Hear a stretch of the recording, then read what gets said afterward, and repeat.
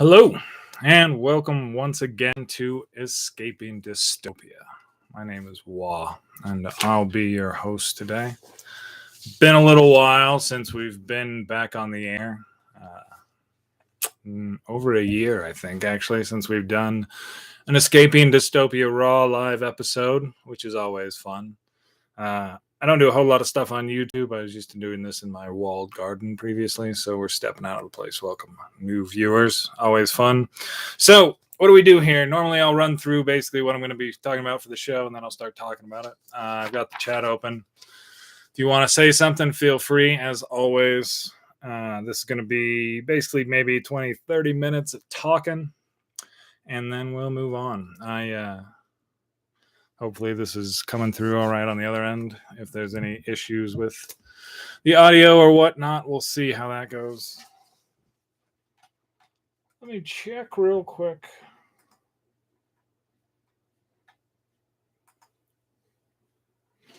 And there's our us up on the other side.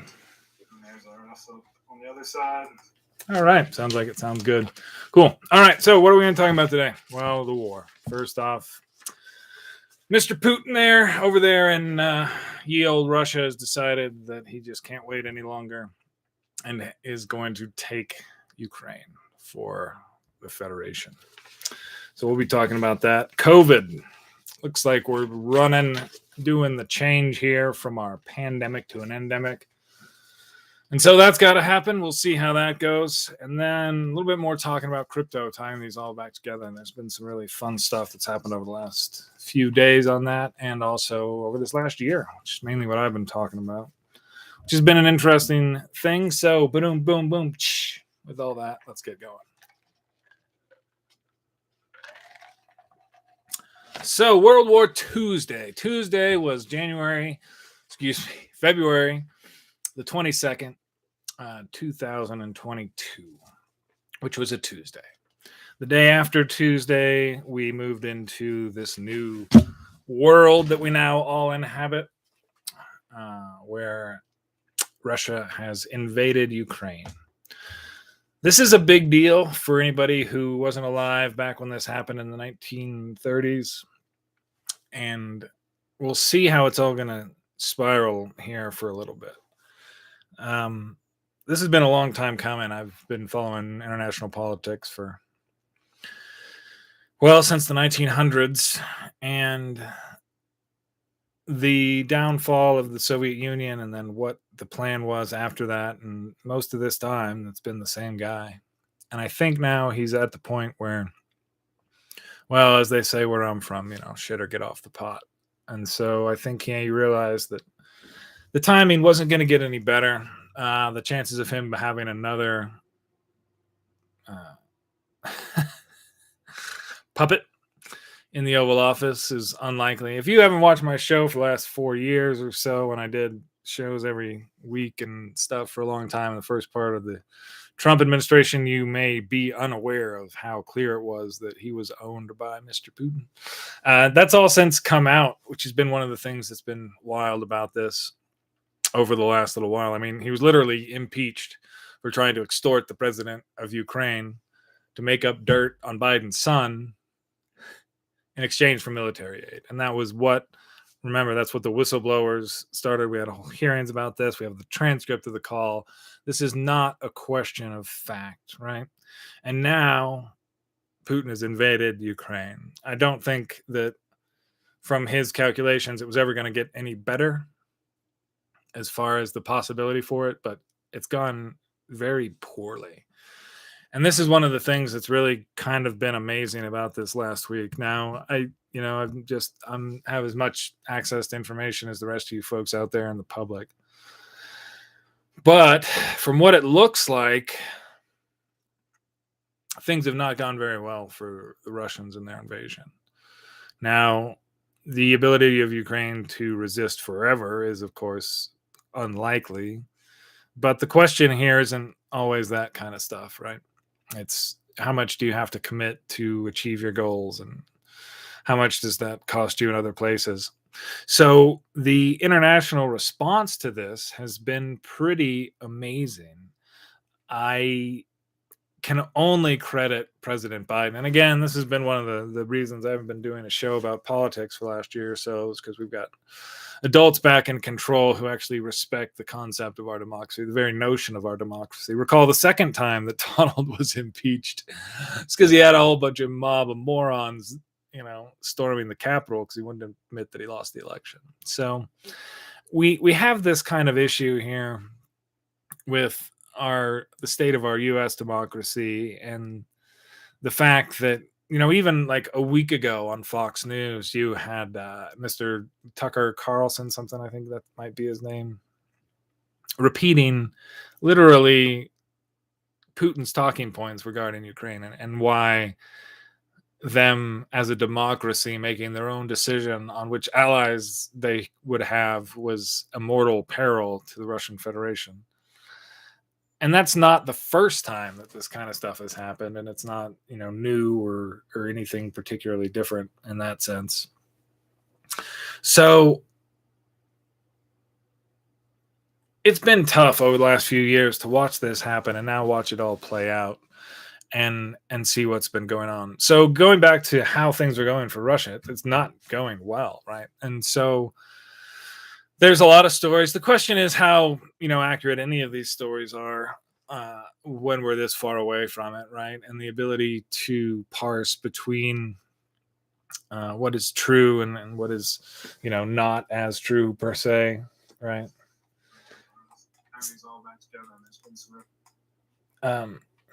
Not as true. Sorry, I'm still checking my sound. I've never done this. It sounds pretty good.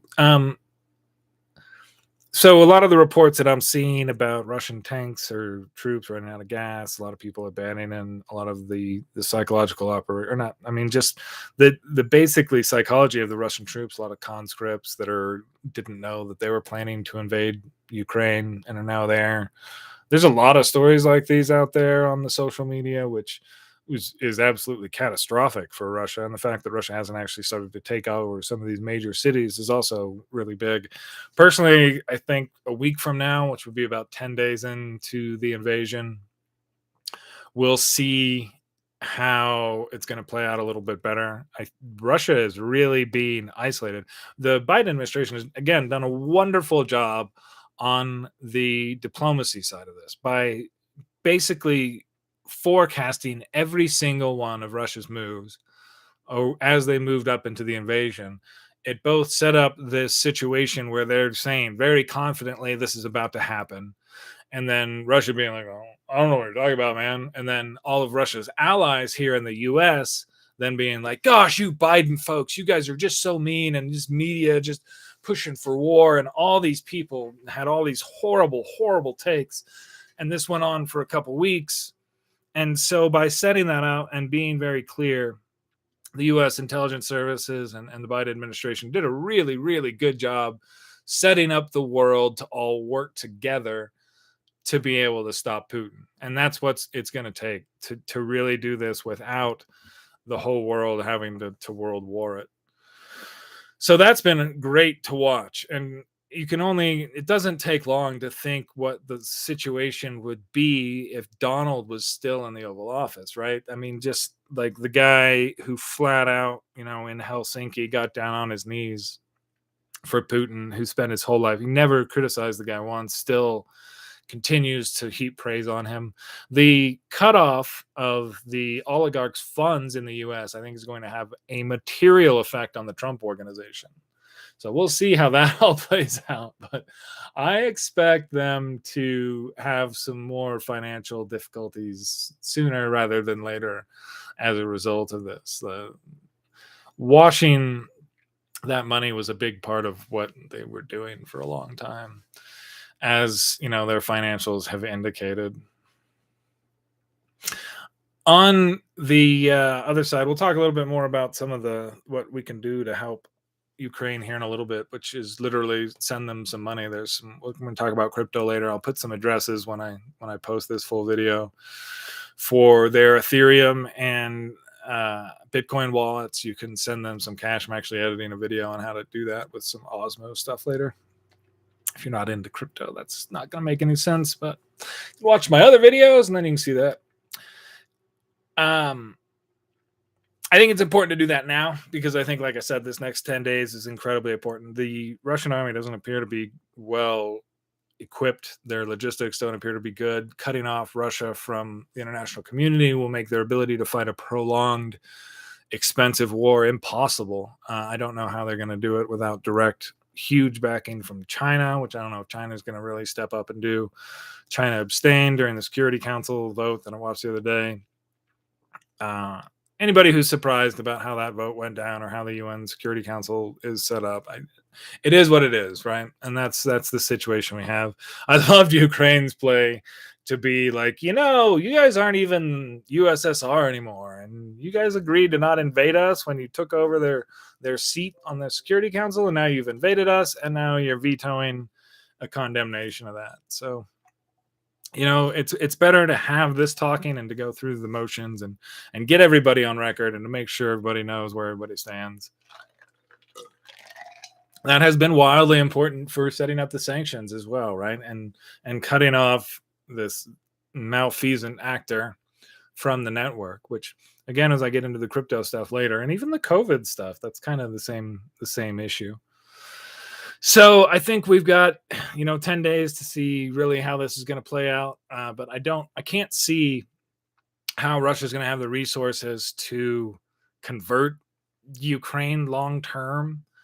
The insurgency that we saw, and again, as an American, and I watched, of course, what happened in Iraq closely for 20 years. I've been writing about politics, international politics, watching this stuff my whole adult life.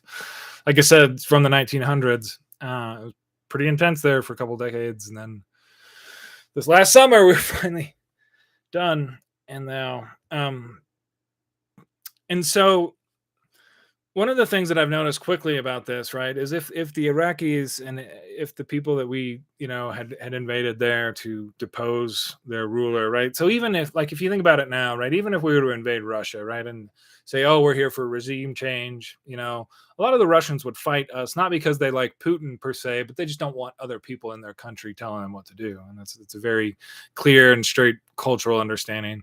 Nowadays, just because of the nature of asymmetric warfare, we're going to see what's going to happen here. I don't think the Russians are going to do very well once you have, again, all this next generation of Ukrainian electrical engineers building IEDs, and it's going to go badly for them, I think, very, very quickly. The number of videos that I've seen of Russian troops is all like, these people have eyes on you, like, you don't know it, and you're surrounded.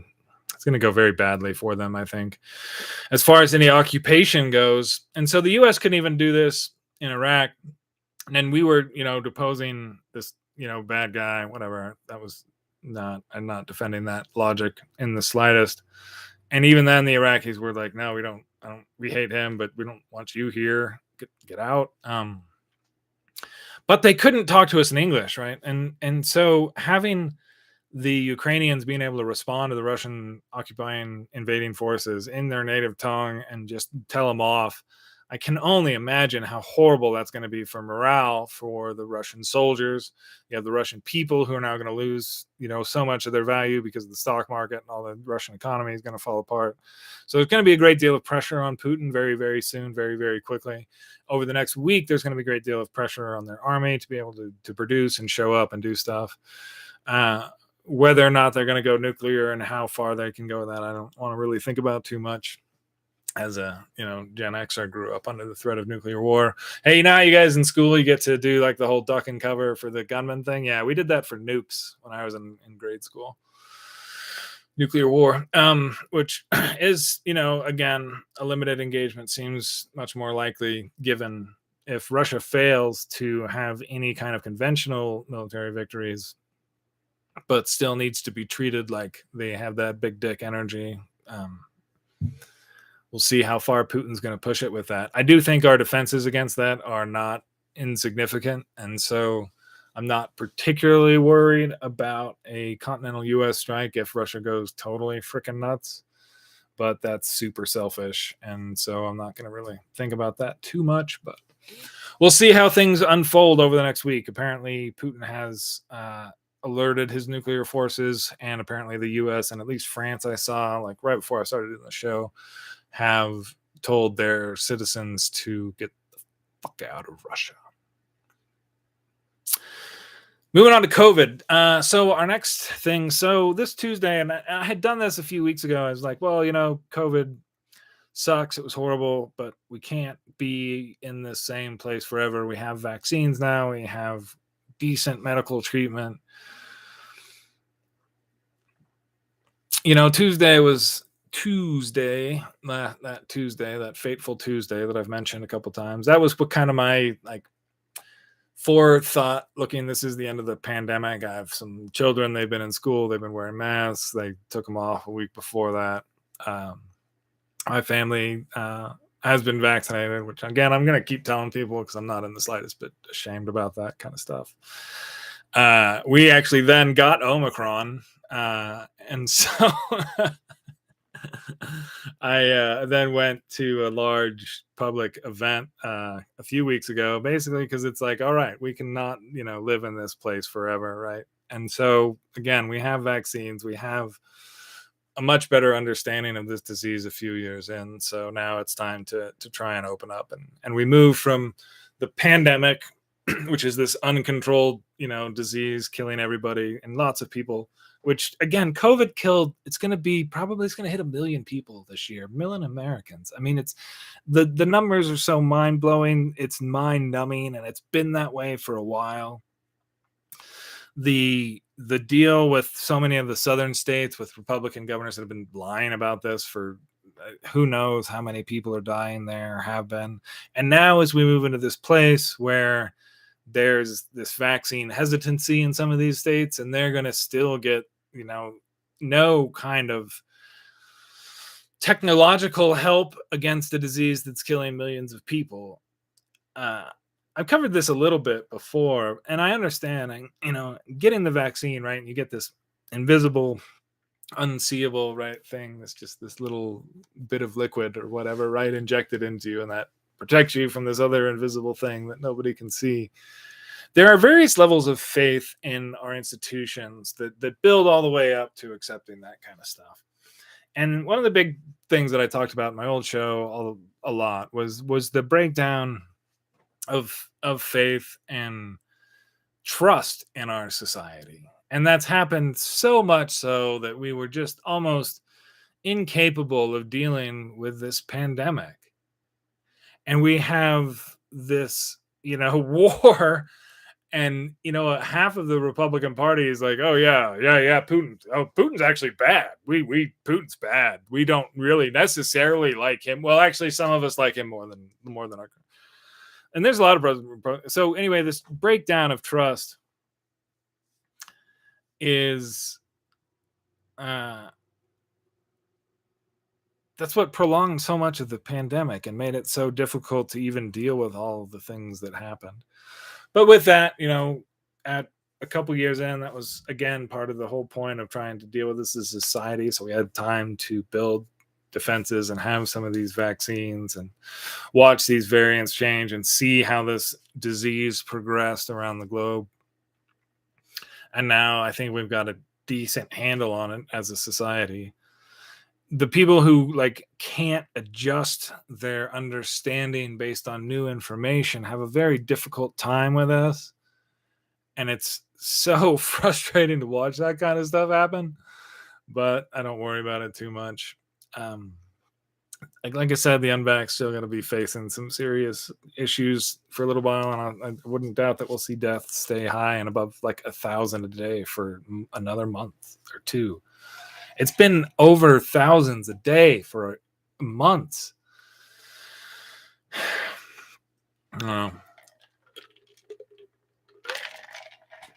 So, like I said, I haven't been doing as much of the regular domestic politics over the last couple of years, or last year, I guess, or so, at least for the live show, because I've been doing so much on this the crypto side. It's been really interesting to do. Been way into the DeFi. I've got some videos out there if you're interested in decentralized finance or how to do that kind of stuff. As you can maybe tell from my t-shirt, I have been involved in nefarious, edgy technology since the 1900s. God, I love saying that. It's so funny. You Zoomers, you're and your little pick me ups. Um, I'll talk a little bit about that later. But one of the things that's been interesting about crypto that I started to realize from the political side, especially both in the run up to Russia's invasion of Ukraine, and there was a big anti-vaccination, anti-germ theory. I don't like rules. I don't like people telling me what to do ever, even if it's good for other people, kind of stuff. With this big trucker thing up in Canada, and unfortunately, a lot of the crypto crowd is very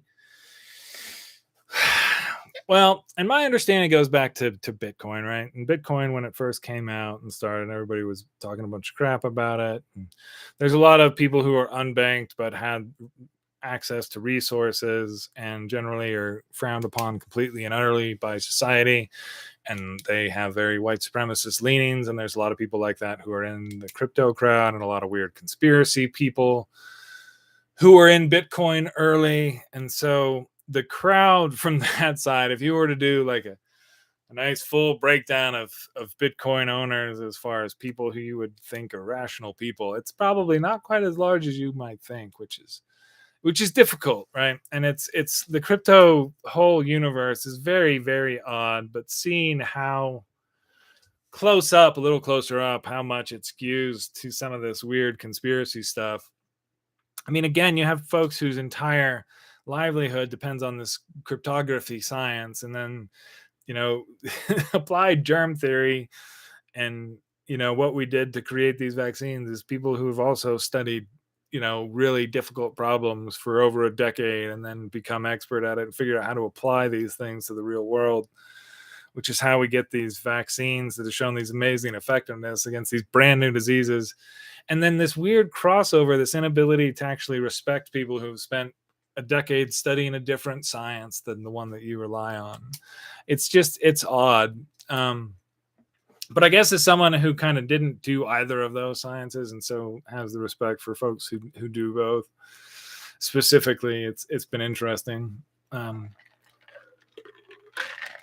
don't, and that's one of the things that humility that comes with living around long enough and being around the sun long enough to know that you're not going to know everything, and you can know enough to know that, but also know that some people are completely full of shit. So I found a slight need to kind of censor myself within that group, which is really funny because after I go to this ETH Denver, which was this big cryptocurrency conference, right? And meet all these folks who are way into this super cool stuff that I'm also enjoying, and this potential for reorganizing the world in a way that they, the way that we, apply and reconfigure our value. Which again, this stuff is all gets a little esoteric and abstract. We talk about the notion of how these markets and values can be used to actually do some good stuff. And so I think we'll see how that kind of trains around the world. But seeing that at the same time as with this weird crossover with, the personalities of the folks who pull a lot of the purse strings, it's interesting. It's interesting. The when you've got a whole crowd that absolutely loves Eddie Snowden, who's currently in Moscow selling Putin's bullshit as of like 2 weeks ago, and Assange, who's also another one of Putin's assets, right? And but on this other side, you have this it's not international. So international, and again, over the last 20 years, the US, of course, with our invasion of Iraq and Afghanistan, we're not exactly, most of the people have never grown up seeing the US as good guys, which makes a lot of these discussions about Putin and in the invasion of Ukraine very, very awkward. And I gotta acknowledge the reality of it. But the crypto crowd is definitely a big part of that.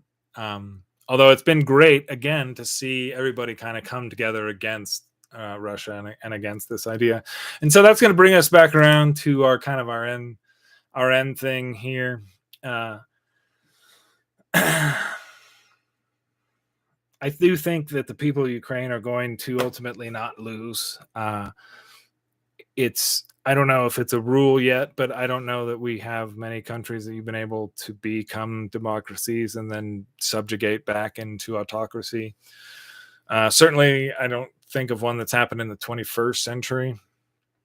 Although I don't know if Egypt counts or not right now, to be honest. But the Arab Spring didn't work out the way everybody kind of wanted it to, and I think one of the big reasons for that was the fact that one of the greatest defenders of democracy in the world was doing the wrong kind of crap at that point. I'd love to see the U.S. continue this role, and hopefully we can be effective at it, at helping lead a fellow democracy to freedom. If Putin so oversteps, this might very well have his empire collapse. What little of empire that they have left, which would be a wonderful outcome of this. Like I said, I'm going to put some links to donate in. If you'd like to donate either Ethereum or Bitcoin currently, you can send it directly to the Ukrainian embassy, which is really pretty awesome.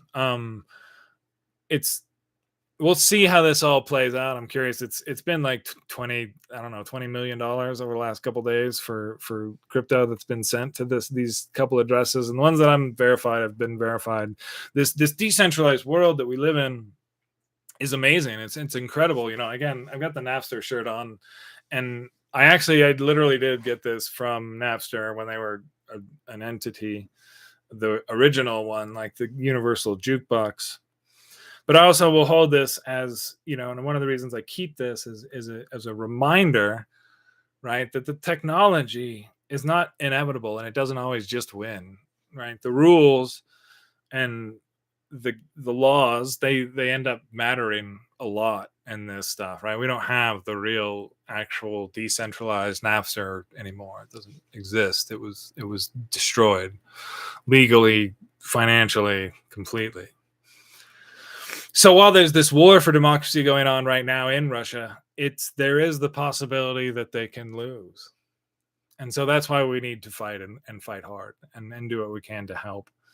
And as the world can come together and be together, that matters immensely in trying to deal with this. And that's why I'm so thankful that we have Biden in the White House right now.